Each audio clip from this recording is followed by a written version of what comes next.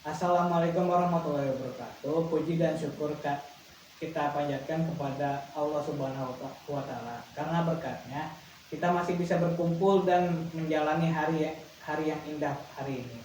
Salawat serta salam mari kita panjatkan keharibaan Nabi Muhammad SAW. Pada hari ini kita akan membahas sedikit tentang keteladanan Rasulullah.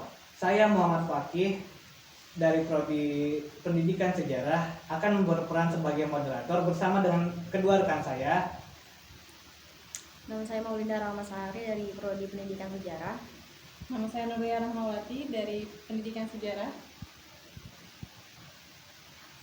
Teladan itu sendiri berarti sesuatu yang patut ditiru atau dicontoh. Setiap orang membutuhkan seorang teladan dalam kehidupannya. Di dalam Al-Quran telah diberitahukan bahwa hanya seorang Muhammad SAW yang patut dijadikan teladan untuk umatnya.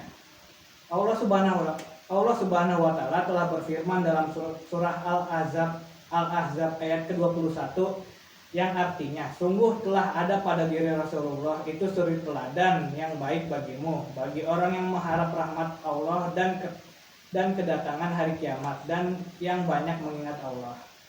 Nah, jadi menurut saudara Linda itu apa saja contoh keteladanan Rasul yang bisa kita jadikan contoh? Yang pertama dari keteladanan Nabi Muhammad itu ada teladan dalam ibadah.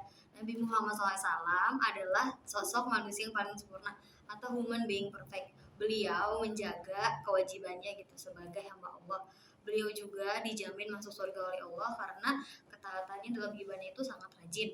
Beliau juga bersabda, sesungguhnya aku memohon ampun dan bertaubat kepada Allah itu sebanyak 70 kali dalam sehari. Dan disebutkan juga dalam hadis lain bahwa Nabi Muhammad SAW itu meminta ampunan sebanyak 100 kali dalam sehari. Mungkin selanjutnya akan ada contoh. Oke, terima kasih ya. Jadi kalau menurut Lia bagaimana? Oke, keteladanan Nabi Muhammad yang bisa kita ambil itu dari berdakwah, dari Nabi berdakwah gitu kan. Nah, Nabi kan sebagai dai atau pendakwah paling utama kan yang harus kita teladani gitu kan. Nah, metode atau dakwah Nabi yang bisa kita ambil itu ya karena Nabi itu kan bersifatnya bijaksana kan dalam menyampaikan dakwahnya, terus tidak mempersulit juga. Jadi yang seperti yang kita tahu buah hasil dari dakwahnya Nabi dengan metode kebijakannya itu ya ini Islam yang sekarang yang tersebar di Jazirah Arab atau Islam yang sampai tersebar hingga sekarang gitu kan.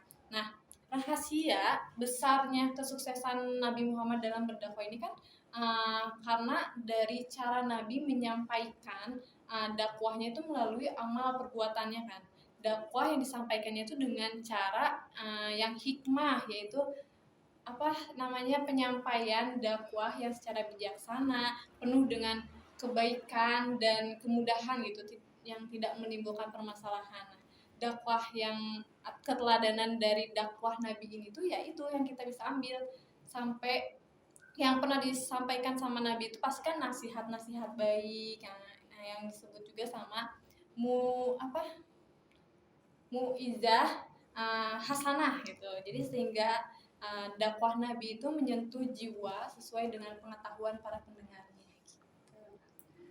Ya, terima kasih kepada saudari Nurlia atas penjelasannya.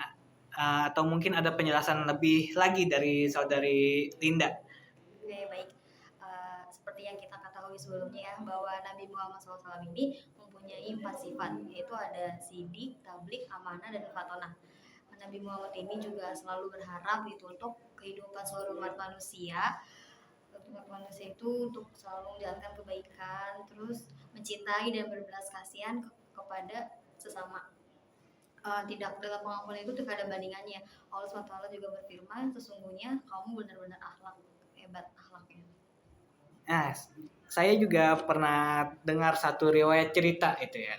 Jadi dalam cerita tersebut itu Nabi Muhammad itu hendak berjalan menuju masjid. Beliau selalu diludahi oleh orang kafir, namun pada satu hari beliau lewat di jalan yang sama dan tidak ada yang meludahinya, itu orangnya itu udah nggak ada itu. Itu apa sikap Nabi Muhammad dalam menanggapi hal tersebut itu? Kalau menurut Linda itu apa tuh? Ya, perlu kita ketahui ya bahwa Nabi Muhammad bila diperlakukan seperti itu dengan kelembutan hatinya, Nabi Muhammad itu tetap bersabar dan tetap berbuat baik kepada orang kafir tersebut, dan serta juga dia selalu mendoakan agar diberikan kesembuhan penyakitnya dan segera juga diberi hidayah oleh Allah. Oke. Ya, tapi saya juga pernah dengar tuh ya tentang keteladanan Nabi Muhammad dalam bermasyarakat. Itu beliau itu ramah dalam pergaulan, rendah hati dalam bermasyarakat, dan juga senang bermusyawarah. Itu bagaimana pendapat dari saudari Nurlia itu? Dari poin yang kita ambil misalkan dari kehidupan sehari-hari nih kan, ramah tamah gitu, senang bermusyawarah, ya kan, rendah hati atau sebagainya.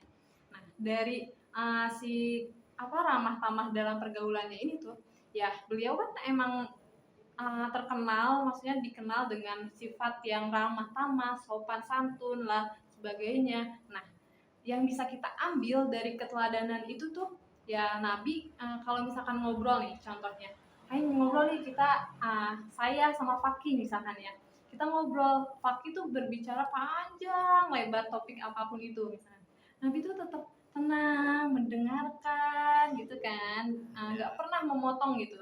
Tapi kalau misalkan topik yang Fakih omongin ini udah nyeleweng atau udah lewat dari hal-hal yang mungkin menurut Rasul ini tuh kayak ini udah nggak baik nih yang diomonginnya, ya udah Nabi pasti potong itu gitu loh. Nah, Nabi itu kan pasti bersifat rendah hati kan, tadi rendah hati Iya, dalam rendah hati dalam bermasyarakat ya kan. ya. Nah, meskipun Nabi itu punya posisi yang tinggi di sisi Allah gitu kan, apalagi dibandingkan sama manusia-manusia seperti kita, ya Nabi kan lebih tinggi dong, dan udah dijamin gitu, Nabi tuh bahwa Nabi bakalan masuk surga gitu kan, udah dijamin sama Allah kan. Tapi Nabi tetap tidak pernah gitu menyombongkan kayak, gue paling tinggi nih, derajat gue tinggi dibandingkan sama kalian gitu. Jadi gue serta-merta bakalan berbuat yang buruk-buruk, tapi Nabi nggak pernah kayak gitu. Walaupun Nabi tahu posisinya dia tinggi, dia tetap rendah hati, selalu berbuat kebaikan pada sesama kayak gitu. Jadi walaupun beliau tinggi, beliau tuh selalu memperlakukan masyarakat, orang-orang seperti kita ya dengan baik. Nah, kalau dalam bermusyawarah, iya betul. Senang bermusyawarah. Senang bermusyawarah, ya. Oke, senang bermusyawarah. Ya, Nabi kan selalu pernah dengar kan, katanya Nabi itu selalu mengajak para sahabatnya untuk selalu bermusyawarah dalam memutuskan segala sesuatu apapun itu. Ya kan, kalau diskusi itu ya Nabi nggak pernah kayak gua nih berkuasa, jadi gua bakalan mutusin ini tuh ya udah gue sendiri aja. Tapi Nabi nggak pernah itu.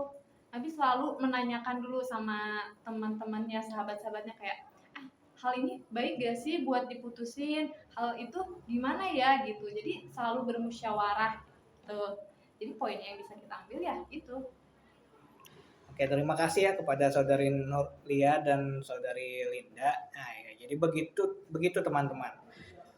Emang tadi itu cuma sedikit. Aslinya itu sikap teladan dari Nabi Muhammad itu banyak sekali yang bisa kita ambil. Cuma tadi contohnya itu hanya ada sedikit saja. Mulai dari taat beribadah, akhlaknya yang mulia, kegigihan dalam berdakwah, dan sifatnya dalam bermasyarakat, dan menjadi pemimpin Nabi dan menjadi pemimpin kaum muslim. Ya, sekian diskusi dari kelompok kami. Kurang lebihnya mohon maaf. Wassalamualaikum warahmatullahi wabarakatuh.